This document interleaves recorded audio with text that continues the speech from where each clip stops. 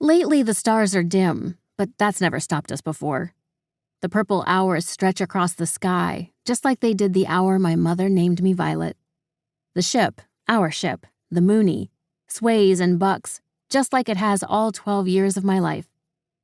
The sprawl of the Navy's sail ripples quietly as the wind threaders stir the breeze. But still, there's a weight in my stomach. I can't put my finger on it as I sweep a braid away from my face, staring hard at the tides. Why does today feel so different? I mumbled to myself, the waves rising and crashing with my thoughts. Well, maybe, says a deep, gravelly voice as I feel a hand on my shoulder. I don't let the voice finish. My fingers slip instantly to the small steel blade at my hip as I wheel around, tossing it into the air in a flashy arc and catching it in my opposite hand. Whoa there, little fish. My father's silver smile flashes like the blade. It's just me. Please don't let this be the mutiny that finally takes me out.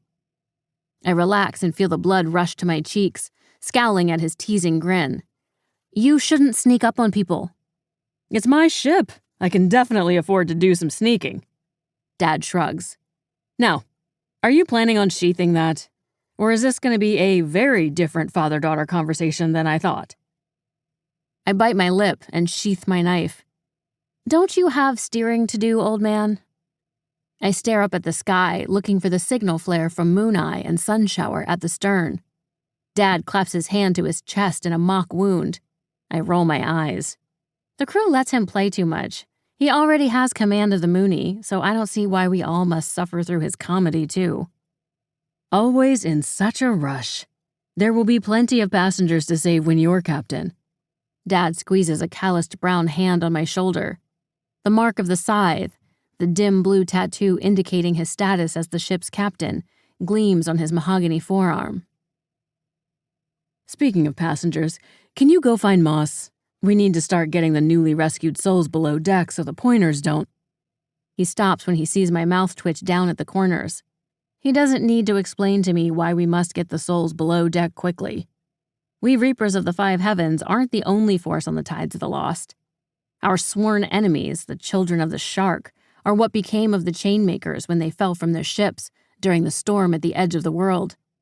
The fanged ghost shark hybrids, who we call pointers for short, are drawn to the souls of passengers.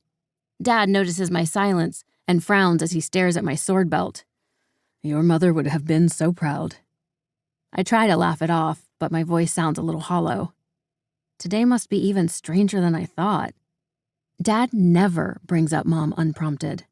Not since the day she was killed fighting what Dad says was the biggest pointer he'd ever seen.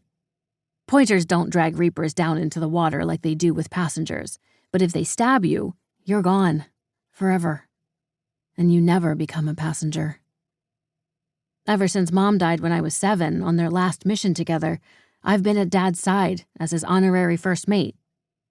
Sometimes the children of the shark attack ships, but mostly they try to capture souls the moment they reach the tides of the lost, before we Reapers can transport them to safety in the Five Heavens.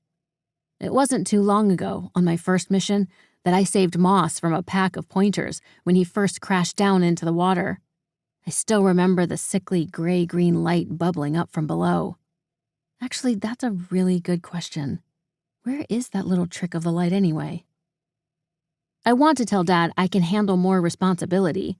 I can fight better than most of the crew, and I can navigate, and I can tie any knot faster than everyone but Gord, his actual first mate. Plus, the first 3 times Dad transferred the mark of the scythe to me, so I could feel the flow of the magic that holds the ship together, we only almost crashed once. That's like 2-to-1 odds, maybe better, that I'll be the greatest Reaper captain the tides have ever known. Just because I'm a kid on a ship doesn't mean the only other kid on the ship is all I can handle.